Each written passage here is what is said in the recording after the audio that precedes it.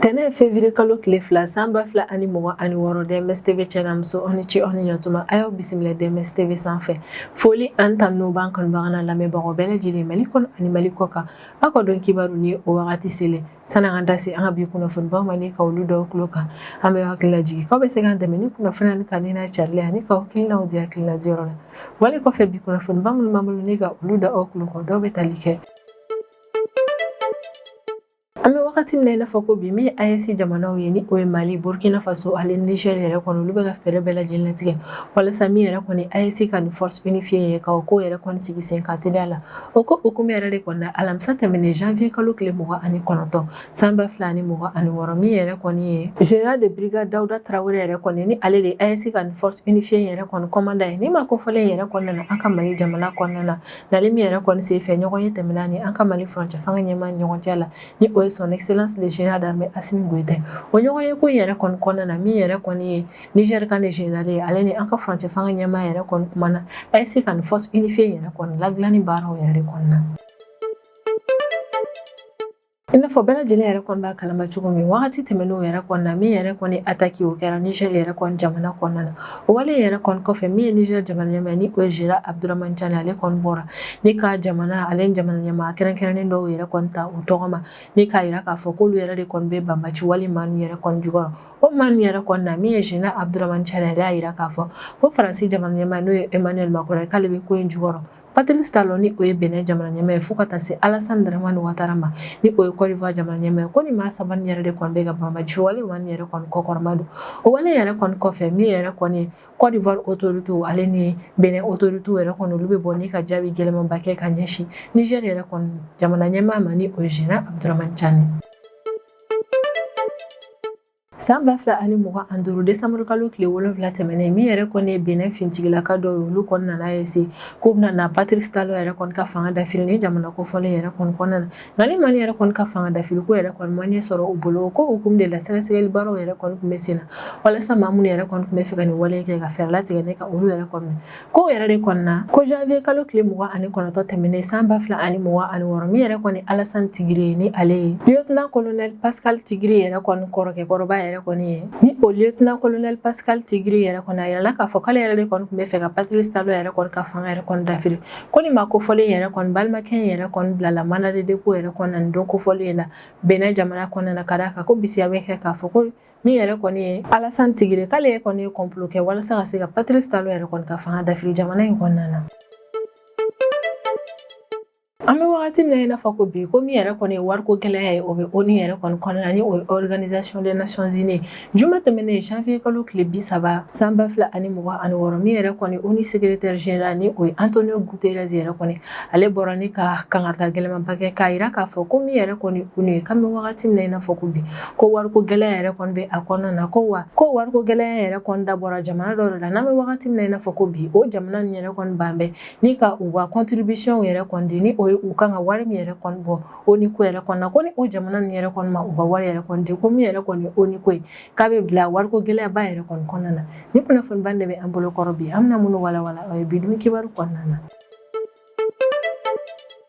an bɛ wagati min na i n'a fɔ ko bi min ye AES jamana ye ni o ye Mali Burkina Faso ale Niger olu bɛ ka fɛɛrɛ bɛɛ lajɛlen latigɛ walasa ka se ka u ka force unifiée ko yɛrɛ kɔni sigi sen kan teliya la o ko hukumu de la alamisa tɛmɛnen janvier kalo tile 29 san 2026 min yɛrɛ kɔni ye AES ka ni force unifiée commandant ye ni o ye général de brigade Dawuda Traoré yɛrɛ kɔni ale nana an ka Mali jamana yɛrɛ kɔni kɔnɔna ni nin don kofɔlen na a ye ɲɔgɔn ye tɛmɛ ani an ka Mali furancɛ fanga ɲɛmaa ni ɲɔgɔn cɛ la ni o ye son excellence le général d'armée Assimi Goïta walasa ka se ka fɛɛrɛ latigɛ min yɛrɛ kɔni ye AES ka ni force unifiée labaarali ko ye ka se ka kuma o kow yɛrɛ kɔnɔna Mali jamana kɔnɔna na ni ɲɔgɔn ye min tɛmɛna AES ka force unifiée commandant ni an ka Mali furancɛ fanga ɲɛmaa yɛrɛ kɔni ɲɔgɔn cɛ la o ɲɔgɔn ye yɛrɛ kɔni ye ɲɛtagaba ye AES ka ni force unifiée yɛrɛ kɔni labaarali daminɛ ni kow yɛrɛ kɔnɔna walasa ka se ka fɛɛrɛ latigɛ ka AES jamana saba nin bɛɛ lajɛlen yɛrɛ kɔni lakana sabati ɲɔgɔn ye yɛrɛ kɔni sen fɛ général de brigade Dawuda Traoré yɛrɛ kɔni an bɛ wagati min na i n'a fɔ ko bi AES ka ni force unifiée yɛrɛ kɔni labaarala fo ka se hakɛya minnu yɛrɛ kɔni ma ale b'o bɛɛ lajɛlen lajɛlen yɛrɛ kɔni walawala an ka furancɛ fanga ɲɛma ye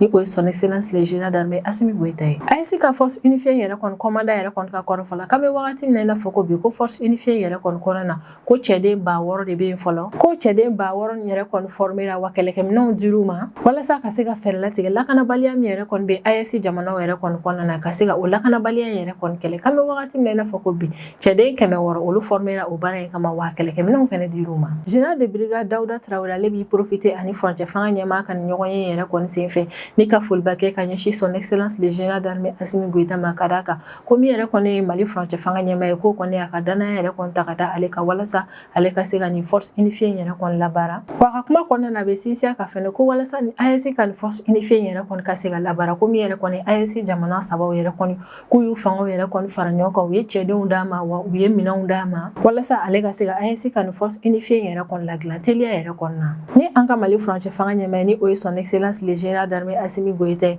ale kɔni ye foliba kɛ ni ka ɲɛsin général de brigade Dawuda Traoré yɛrɛ kɔni ma ka d'a kan ko min yɛrɛ kɔni AES ka nin force unifiée labaarali ko yɛrɛ kɔni ko ɲɛtagaba yɛrɛ kɔni donna o ko la. An ka furancɛ fanga ɲɛmaa bɛ sinsin a ka kumaw yɛrɛ kɔni kɔnɔna na kosɛbɛ ko AES ka nin force unifiée yɛrɛ kɔni ko nafaba bɛ o la ka d'a kan ale yɛrɛ de kɔni nana kɛ kɛlɛkɛbere ɲumanba ye walasa min yɛrɛ kɔni ye lakana hali ni basigi yɛrɛ kɔni k'o sabati AES jamanaw kɔnɔna ni o ye Mali Burkina Faso ale Niger ye. AES ka nin force unifiée yɛrɛ kɔni créeli ko yɛrɛ kɔni ye laɲini ye AES jamana ɲɛmaaw yɛrɛ kɔni fɛ walasa ka se ka fɛɛrɛ yɛrɛ kɔni latigɛ min yɛrɛ kɔni an ka sini ɲɛsigi an yɛrɛ kɔni ka se ka o ladilan ni an ka jamana lafasali ye an yɛrɛ fɛ. Wa an kɔni bɛ wagati min na i n'a fɔ ko bi min yɛrɛ kɔni AES ka nin force unifiée yɛrɛ kɔni ladilanni baaraw ye ɲɛtagaba yɛrɛ kɔni donna o kɔnɔna na ka d'a kan ko cɛden 6,000 olu formé la wa kɛlɛkɛminɛnw yɛrɛ kɔni dira u ma walasa u ka se ka fɛɛrɛ bɛɛ lajɛlen yɛrɛ kɔni latigɛ min yɛrɛ kɔni AES jamanaw ye ka olu lakana sabati wa ko donna nataw yɛrɛ kɔni na min ye AES ka nin force unifiée yɛrɛ kɔni ale bɛ ban dilan na n'o yɛrɛ kɔni kɛra min yɛrɛ kɔni banbaciwale ko yɛrɛ kɔni AES jamanaw kɔnɔna na danbe kari o la teliya yɛrɛ kɔnɔna na. Sisan an bɛ tɛmɛ n'an ka jamana kɔfɛ kibaruyaw ye o kɔnɔna na an bɛ taa Côte d'Ivoire jamana kɔnɔna na. I n'a fɔ bɛɛ lajɛlen yɛrɛ kɔni b'a kalama cogo min araba tɛmɛnen janvier kalo tile 28 su ne ka dugu jɛ alamisala janvier kalo tile 29 san 2026 min yɛrɛ kɔni ye mercenaire dɔw ye olu taara fɔ k'u bɛ bingani wale kɛ ni ka ɲɛsin Niger yɛrɛ kɔni ka base aérien 101 na yɛrɛ kɔni ma ni nin yɔrɔ kofɔlen yɛrɛ kɔni bɛ Niger ka aéroport international Jori Amani de la ni nin yɔrɔ yɛrɛ kɔni bɛ Niger faaba la ni o ye Niamey yɛrɛ kɔni maa minnu yɛrɛ kɔni nana fɔ k'u b'o bingani wale yɛrɛ kɔni kɛ ni ka ɲɛsin Niger ka base aérien yɛrɛ kɔni ma yala k'a fɔ ko binkani wale yɛrɛ kɔni ma se ka ɲɛ yɛrɛ kɔni sɔrɔ ka d'a kan min yɛrɛ kɔni Niger ka finitigilakaw olu ye ta tuguni mercenaire min yɛrɛ kɔni na o wale yɛrɛ kɔni dugusajɛ ni o bɛnna alamisa ma janvier kalo tile 29 san 2026 min yɛrɛ kɔni Niger jamana ɲɛmaa ni o ye général Abdramane Tchani ale kɔni taara i ɲɛ da Niger yɛrɛ kɔni ka base aérien 101 na yɛrɛ kɔni kan ni ka taa foliba kɛ ka ɲɛsin a ka cɛdenw yɛrɛ kɔni ma o yɛrɛ de kɔni senfɛ général Abdramane Tchani ale kɔni accusation baw kɛ ni ka ɲɛsin jamana 3 yɛrɛ kɔni ma ni o ye France Côte d'Ivoire ale ni Benin yɛrɛ kɔni général Abdramane Tchani yɛrɛ kɔni ka kɔrɔfɔ la ko maa minnu taara nin binkani wale yɛrɛ kɔni kɛ ni ka ɲɛsin Niger yɛrɛ kɔni ma ko ni jamana 3 nin yɛrɛ de kɔni bɛ ka o maa ninnu kɔkɔrɔma don général Abdramane Tchani ka o accusation nin yɛrɛ kɔni dugusajɛ ni o bɛnna juma tɛmɛnen ma janvier kalo tile 30 san 2026 min yɛrɛ kɔni ye Benin fo ka taa se Côte d'Ivoire yɛrɛ kɔni ma olu bɛɛ bɛ bɔ ni ka jaabi kɛ ka ɲɛsin général Abdramane Tchani yɛrɛ kɔni ka ni accusation ninnu ma Côte d'Ivoire kɔni ka fanfɛla yɛrɛ kɔni na ale ye Niger ka lasigiden yɛrɛ de kɔni convoqué ni ka taa ka kangarida gɛlɛnmaba kɛ ni ka ɲɛsin ambassadeur yɛrɛ kɔni ma min yɛrɛ kɔni ye Benin ale bɔra ni ka communiqué yɛrɛ de kɔni kɛ communiqué min kɔnɔna na a y'a yira k'a fɔ ko attaque min yɛrɛ kɔni kɛra Niger jamana kɔnɔna na don kofɔli yɛrɛ kɔnɔna na k'ale Benin yɛrɛ kɔni sen ma don o ko foyi yɛrɛ kɔnɔna na Benin ka gouvernement yɛrɛ kɔni ka porte parole ni o ye Wilfred Ongoubeji yɛrɛ kɔni ye ale kɔni y'a yira k'a fɔ ko min ye général Abdramane Tchani k'a ni accusation min yɛrɛ kɔni kɛ ni ka ɲɛsin Benin yɛrɛ kɔni ma ko dalilu foyi yɛrɛ kɔni t'a bolo min b'a ka ni accusation yɛrɛ kɔni tiɲɛtigiya ko wa ko général Abdramane Tchani yɛrɛ kɔni ye nin min yɛrɛ kɔni kɛ ko dɔwɛrɛ yɛrɛ kɔni tɛ ko keleya yɛrɛ de kɔni don ni ka ɲɛsin Benin jamana yɛrɛ kɔni ma Wilfred Ongoubeji yɛrɛ kɔni ka kɔrɔfɔ la ko général Abdramane Tchani yɛrɛ kɔni filɛ ni ka nin kuma min yɛrɛ kɔni fɔ k'ale Niger jamana kɔnɔdenw yɛrɛ dalen t'a la ko bɔlɔlɔ siraw yɛrɛ kɔni kan kabini général Abdramane Tchani ka nin kuma yɛrɛ kɔni carila ko Niger jamana kɔnɔdenw yɛrɛ de kɔni bɛ ka taa fɔ commentaire yɛrɛ kɔni kɔnɔna na ko min ye général Abdramane Tchani k'a ka fara Benin la k'olu Niger jamana kɔnɔdenw yɛrɛ kɔni b'a dɔn k'a fɔ ko min ye Benin jamana kɔnɔdenw k'u ye olu badenw ale ni u teriw yɛrɛ de kɔni komi yɛrɛ kɔni ye Niger jamana kɔnɔdenw k'u yɛrɛ kɔni dalen tɛ u ka jamana ɲɛmaa ka nin kuma in na yɛrɛ Benin ka gouvernement ka porte-parole ka kuma yɛrɛ kɔni kɔnɔna na a bɛ zana dɔ yɛrɛ kɔni fɔ ko ni kɔni ye classe ɲɛmaa yɛrɛ kɔni ko o tɛ ja classe kɔnɔden bɛɛ yɛrɛ kɔni ko ye diyagoya de k'an bɛ wagati min na i n'a fɔ ko bi ko diɲɛ bɛɛ bɛ ka jamana jumɛn yɛrɛ kɔni tɔgɔ fɔ ni nisɔndiya yɛrɛ kɔni ye ko diɲɛ kɔnɔna na yɔrɔ jumɛn yɛrɛ de kɔni bɛ yen nɔ a ka di diɲɛmɔgɔw yɛrɛ kɔni ka na o jamana in yɛrɛ kɔni kɔnɔna na ka se ka o visiter ko o jamana in yɛrɛ kɔni tɛ dɔwɛrɛ o ye Benin jamana yɛrɛ kɔni ko yɛrɛ de kɔni na min yɛrɛ kɔni ye Général Abdramane Tchani k'a bɛ ka keleya olu la ka d'a kan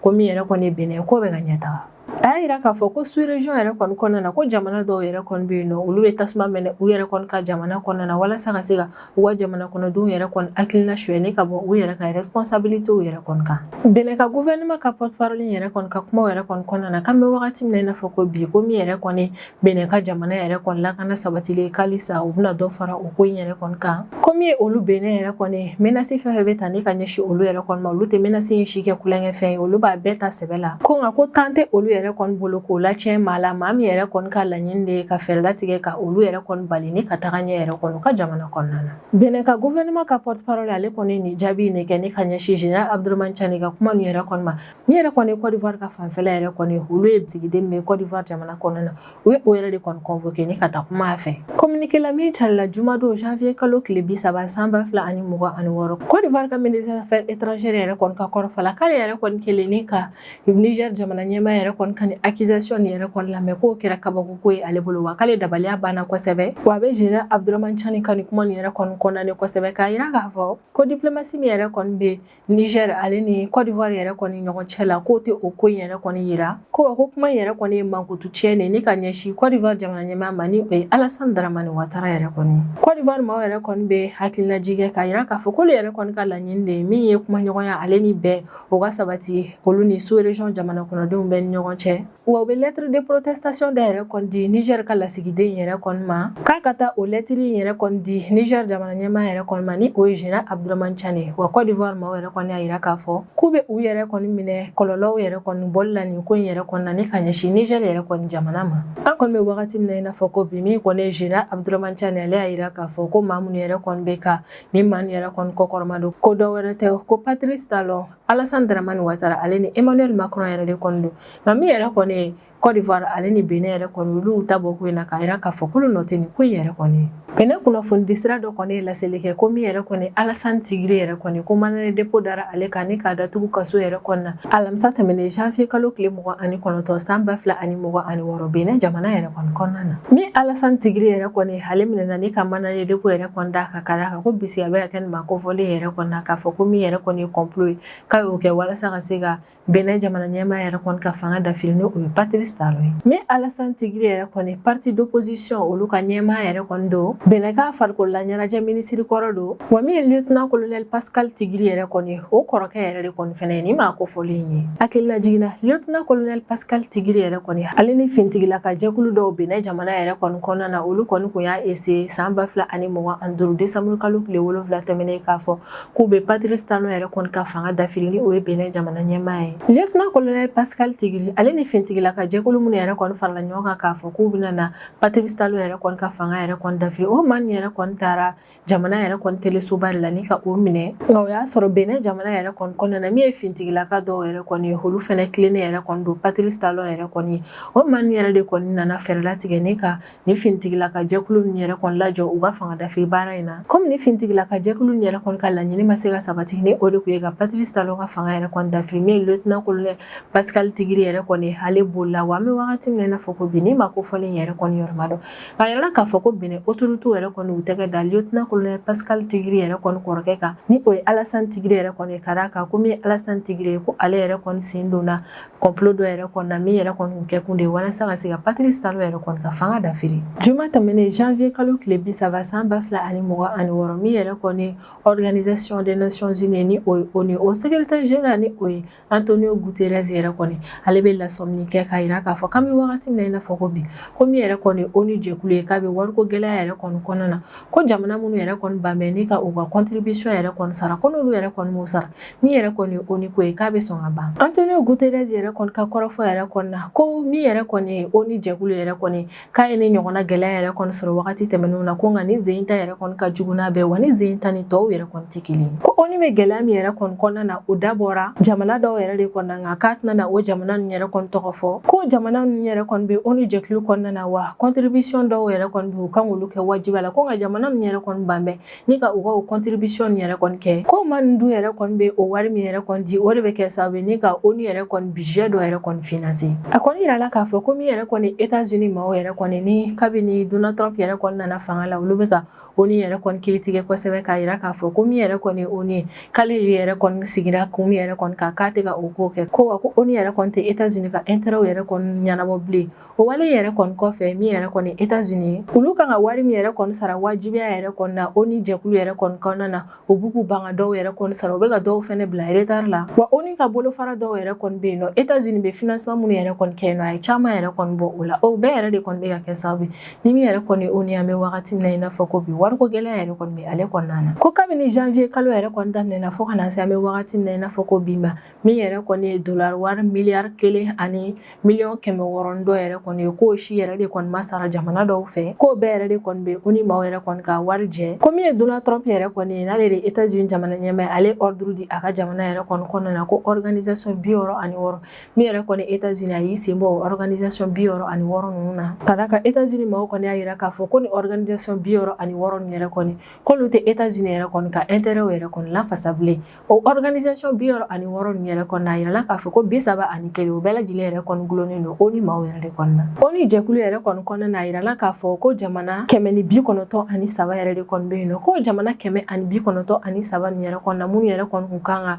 u ka cotisation yɛrɛ kɔni sara jagoya yɛrɛ kɔni na ko jamana 193 nin yɛrɛ kɔni na ko jamana 150 olu yɛrɛ de kɔni u ka cotisation yɛrɛ kɔni sara o wale yɛrɛ kɔni kɛra sababu ni san 2025 bɛ kuncɛ wagati min na o y'a sɔrɔ min yɛrɛ kɔni dollar wari miliyari 1 ani miliyɔn 600 ni dɔɔni yɛrɛ kɔni o bɛɛ lajɛlen yɛrɛ de kɔni kun bɛ ONU maaw yɛrɛ kɔni ka wari jɛ ka d'a kan jamana dɔw banna ni k'u ka wari yɛrɛ kɔni sara ko an bɛ wagati min na i n'a fɔ ko bi problème wɛrɛw yɛrɛ kɔni bɛ ONU yɛrɛ kɔni kɔnɔna na min bɛ ka kɛ sababu ye ka ONU yɛrɛ kɔni ka trésor yɛrɛ kɔni affecté kosɛbɛ min ye Farhan Haq yɛrɛ kɔni ni ale yɛrɛ kɔni Antonio Guterres yɛrɛ kɔni ka porte parole dɔ ye ni ma kofɔlen kɔni y'a yira k'a fɔ ko problème dɔw yɛrɛ kɔni bɛ ONU yɛrɛ kɔni kɔnɔna na o problème dɔw yɛrɛ kɔni ye jumɛn ye ko ONU jɛkulu yɛrɛ kɔni kɔnɔna na u kun kan ka dépense dɔw yɛrɛ kɔni kɛ o dépense ko nin yɛrɛ kɔni na jamana dɔw yɛrɛ kɔni u ka o wari yɛrɛ kɔni di ko komi o dépense nin yɛrɛ kɔni ma kɛ an bɛ wagati min na i n'a fɔ ko bi min yɛrɛ kɔni ONU ma olu wajibiyalen don ni ka o jamana nin yɛrɛ kɔni ka wari segin u ma ko yɛrɛ de kɔni na k'an bɛ wagati min na i n'a fɔ ko bi ko min yɛrɛ kɔni ONU ye k'a bɛ gɛlɛyaba yɛrɛ kɔni kɔnɔna na ka d'a kan ko ONU jɛkulu kɔnɔna na jamana dɔw yɛrɛ kɔni sigilen don n'a ye k'a fɔ k'u ka olu ka wari yɛrɛ kɔni segin olu ma k'a sɔrɔ